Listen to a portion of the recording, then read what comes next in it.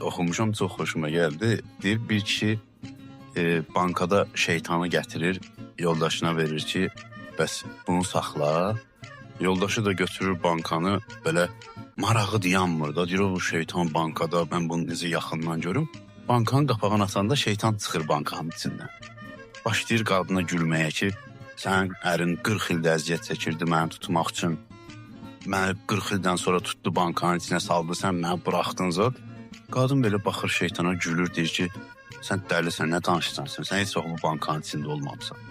Şeytan deyir, necəyəm, indi çıxdım mən bu bankanın içindən, sən qapağı açdın, mən çıxdım. Bir ara sən nə danışırsan, sən heç vaxt bu bankanın içində olmamısan. Sən ümumiyyətlə bir özünə bax, bankaya bax, sən bu bankaya necə sığa bilərsən?